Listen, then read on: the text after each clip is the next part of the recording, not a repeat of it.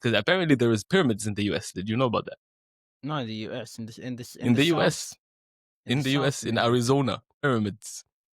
Yes, that's what I mean. Exactly. The fact that we don't know about it is apparently a systematic thing to actually link the fact that, US and that whole land kind of started with the US government. So you can never really expect a American citizen to what do you call it? Be so aware of the history of the land or their own history, their bloody history. And not having that education would make you susceptible to dumb racism, although you're educated. Mm.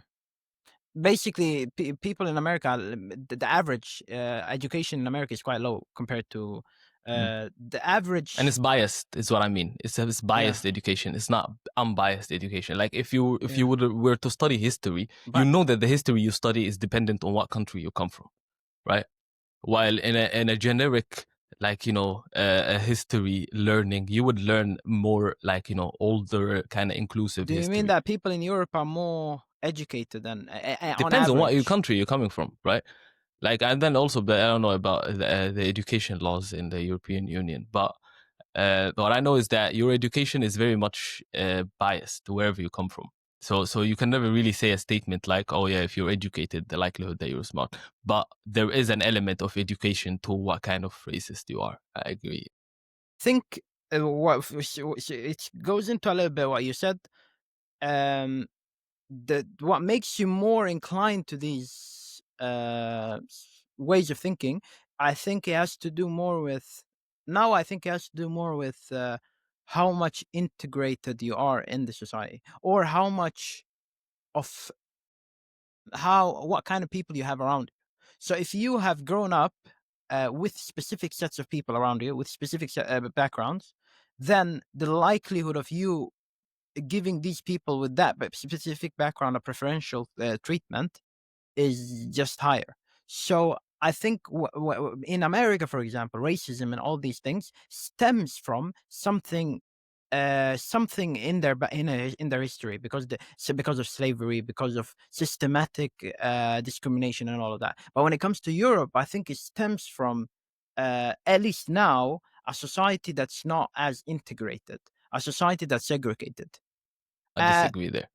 okay, because imagine if you have grown up in an environment where the only people that are around you are from a specific background.